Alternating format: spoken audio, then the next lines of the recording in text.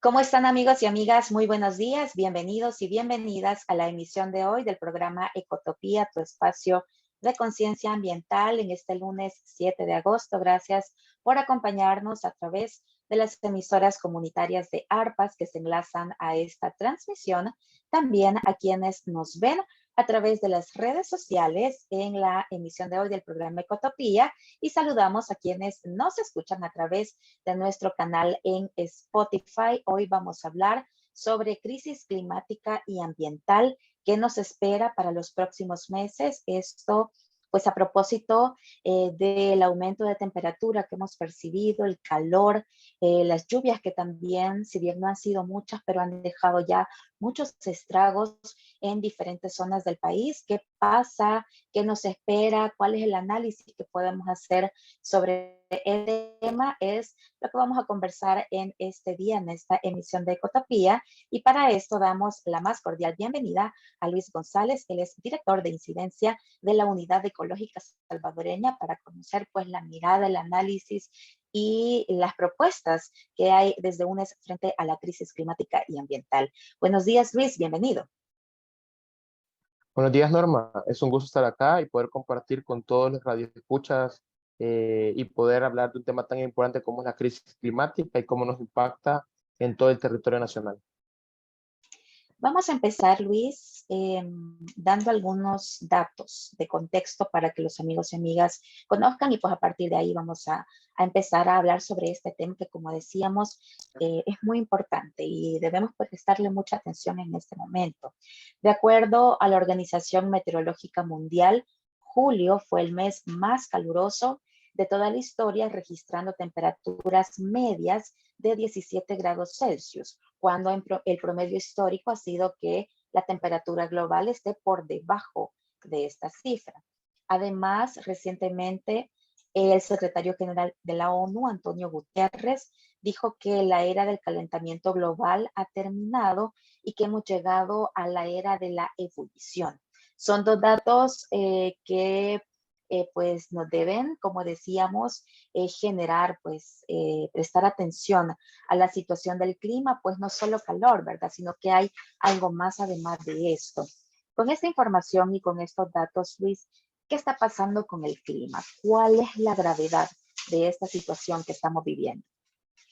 Bueno, digamos que desde hace varios años se ha comentado cómo esta crisis climática afecta a los medios de vida, la población, los ecosistemas, y cómo esto se ha venido agravando, porque las soluciones internacionales para enfrentar el cambio climático no están llegando a la velocidad que se requiere.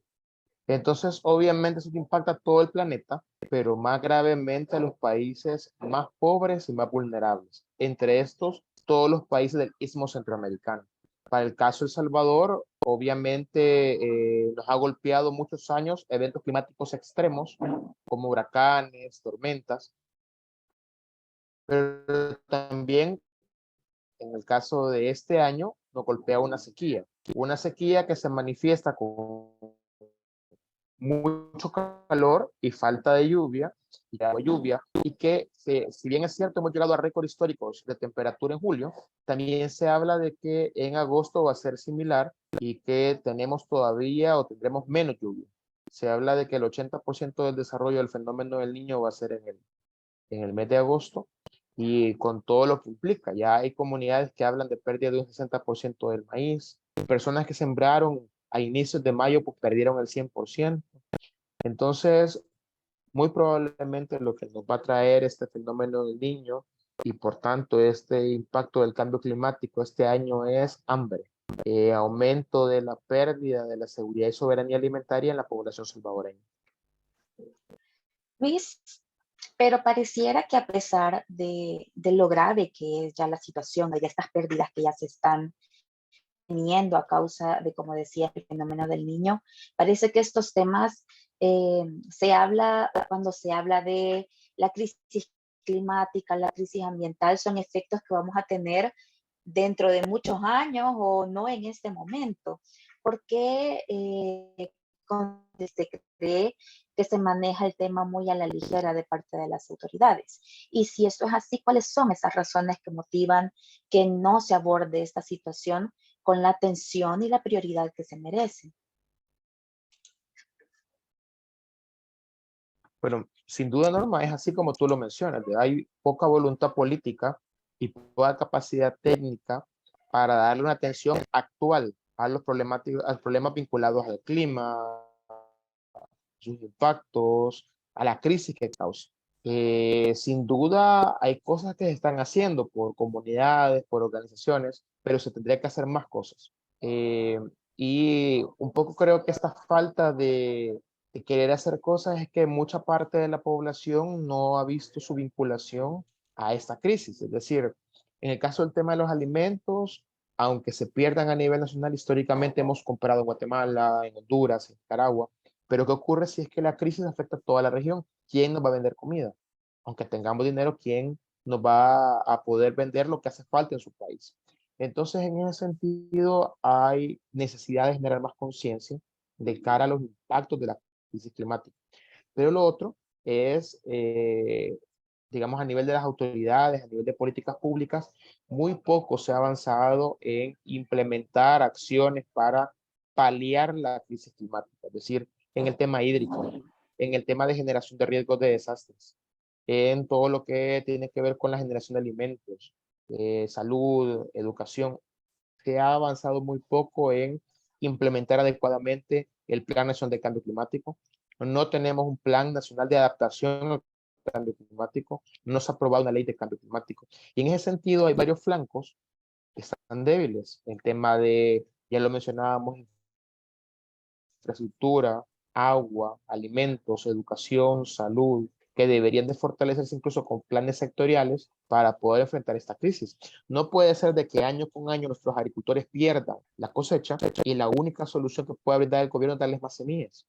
Es decir, si no se analiza cuál es el impacto que tiene el cambio climático, si es seca o si es mucha agua o si lo que tiene que ver es con el aumento de la temperatura y no se buscan variedades más adecuadas para enfrentar esto o diversificación agrícola, vamos a seguir teniendo los impactos en los agricultores, que son los que pagan todos los platos rotos en lo que se refiere a la crisis climática. Luis, pero en este contexto también, además de esto que has mencionado, hay preocupación por la posible amenaza de la minería metálica, de las intenciones de que este tipo de proyectos sí puedan operar en el país. ¿Cómo también, qué impactos tendríamos si tenemos esta crisis, teniendo proyectos de este tipo? ¿Qué pasaría con nuestro país?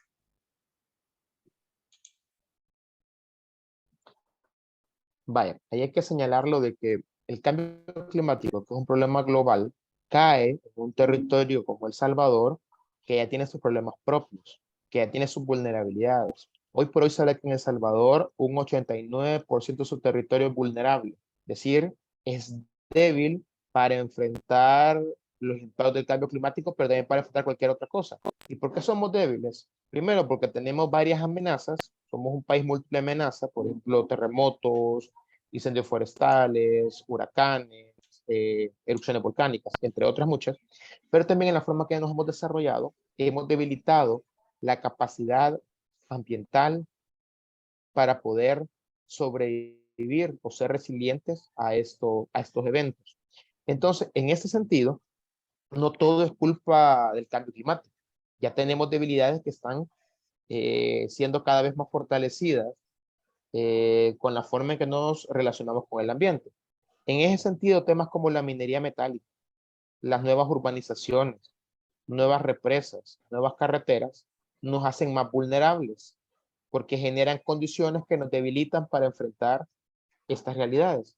En ese sentido, si con el cambio climático estamos hablando de que va a haber una reducción de la infiltración del agua en los mantos acuíferos, en los mantos freáticos, debido a que el patrón de lluvias cambia, a eso sumémosle que estamos deforestando, que estamos impermeabilizando el suelo y que eso lo hace todavía más complejo. Si estamos hablando de que con esta reducción de agua a nivel superficial por el cambio de régimen de lluvia, implicaría que también aumentaría su contaminación, porque la cantidad de heces fecales o de químicos que actualmente llegarían a ecosistemas con menos agua, entonces aumentaría el nivel de contaminación. Entonces no debemos de permitir industrias que la contaminen más. como es el caso de la minería metálica.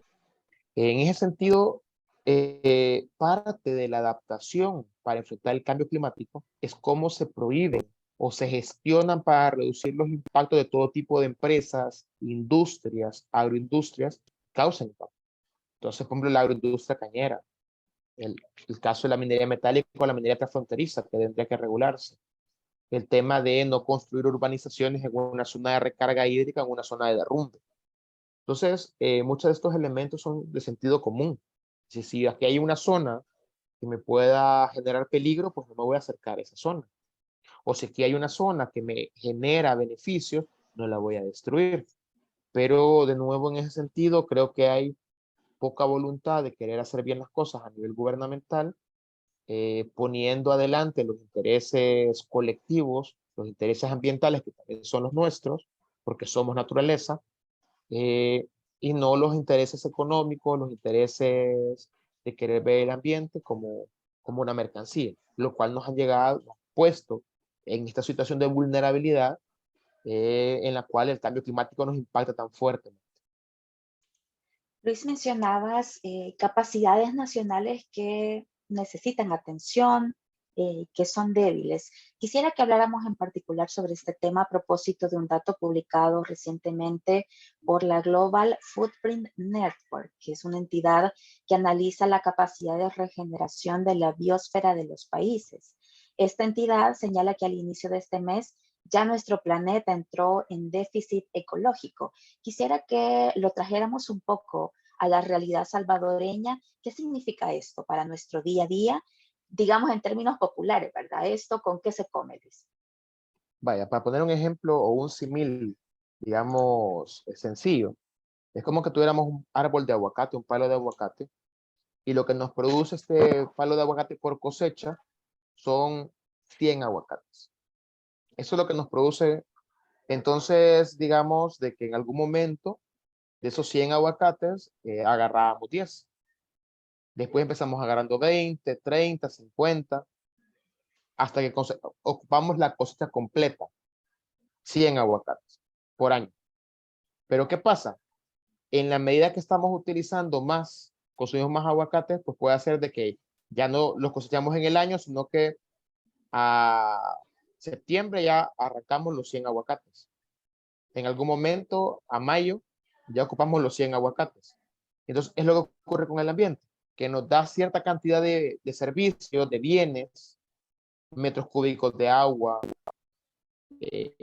cosechas de aguacate, oxígeno, madera, etcétera. Todo lo que pueda producir el ambiente, pero lo que quiere decir que ahora, a este mes, ya consumimos la producción que tenía previsto el ecosistema, el ambiente, la naturaleza para el año. Entonces, ¿qué quiere decir? Entonces, ¿qué pasa en los meses que falten del año? No es que vamos a dejar de consumir, sino que empezamos a destruir lo que ya estaba, lo que ya se mantiene. Entonces, si digamos un bosque regenera 100 árboles al año, pues ya los consumimos y vamos a empezar a cortar los que ya estaban, haciendo que cada vez el ambiente se siga degenerando o degradando más, hasta llegar a un punto de no retorno donde el ambiente ya no se va a regenerar. Entonces, ¿qué es lo que debemos hacer ahí? Aprender a respetar los límites y hacer un decrecimiento sustentable. Si lo que yo tengo son 100 árboles, 100 aguacates, 100 metros cúbicos de agua, no gastar más que eso, que es lo que me brinda el ecosistema. Obviamente esto implica tocar intereses económicos, que al final no es a la gente más pobre o más vulnerable que va a salir afectada, sino que a la gente más poderosa, más rica, que de nuevo lo que hacen es destruir el ambiente para acumular riqueza que no beneficia en nada a la población.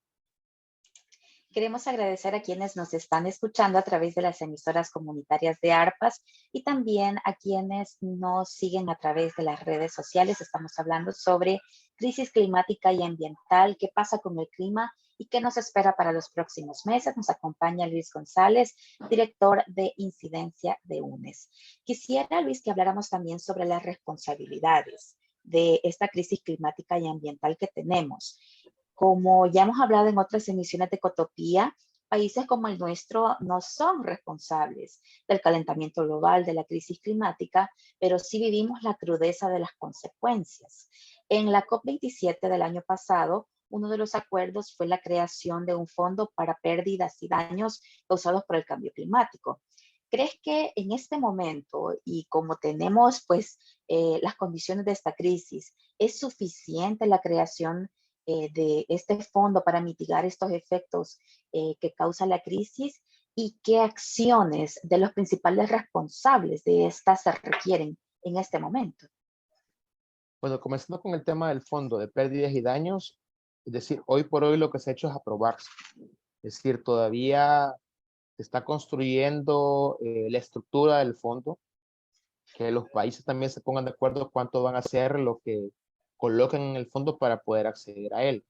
Entonces sería muy aventurado decir si es suficiente o no, porque hoy por hoy ni siquiera es un fondo que existe. O sea, ya hay un acuerdo que se tiene que estructurar, pero poniéndolo como un símil con el Fondo Verde, que es el que tiene que ver con la adaptación al cambio climático, que sí existe, es insuficiente. Es decir, los países no han cumplido sus compromisos de colocar la cantidad de dinero prevista para este fondo. Se hablaba en algún momento de 100 millones de dólares al año, después se habló de 1.000 millones de dólares al año, pues no los ha tenido. Además, hay que decir que es un proceso engorroso para poder acceder a estos fondos. Eh, y en el caso de pérdidas y daños, todavía se está pensando cómo va a ser la forma de que un país o un grupo de países puedan probar de que algo es una pérdida, que algo es un daño. Entonces, es poner más trabas que digamos, soluciones a la problemática. Ahora, con el tema del aumento de temperatura, efectivamente, como tú mencionas, El Salvador y Centroamérica no es un gran emisor de gas de efecto invernadero, que son al final los que permiten el calentamiento global y que causan el cambio climático o crisis climática. Por tanto, nuestra centralidad debería ser la adaptación. Podemos hacer mitigación y no está mal, pero la centralidad debería ser la adaptación. Y para eso necesitamos estos recursos que hoy por hoy, como mencioné, son insuficientes. Pero a la par debería haber una mitigación, es decir, reducir los gases de efecto invernadero por los países responsables de esto. Los históricamente responsables, como Estados Unidos, Europa, Japón, y los países emergentes, que son los que han estado generando muchos gases en los últimos 30 años. China, India, Rusia, Australia, Sudáfrica, Brasil. En esto, sin duda, hay responsabilidades comunes, pero diferenciadas. Pero hoy por hoy estos países no han aumentado su ambición de reducir estos gases de efecto invernadero y por tanto el clima sigue en crisis, la temperatura sigue aumentando y en algún momento esto va a hacer de que la adaptación ya no sea viable para nuestros países. Y cada vez más vamos a tener que hablar de pérdidas y daños y de migración climática. Entonces, ¿por qué no se ha cambiado esto? ¿Por qué no se han cumplido los acuerdos? Porque no se quieren tocar los intereses económicos de empresas, de industrias, de transnacionales, que en su forma de producir contaminan, generan gases y no quieren renunciar a su riqueza, a pesar de todos los impactos que causan en muchísimos países a nivel mundial. Y en nuestro país, Luis, ¿en qué debería traducirse la adaptación? Y si hablamos de políticas públicas o de acciones estatales, ¿cuáles deberían ser esas acciones urgentes que nos permitan pues, hacer frente a la crisis?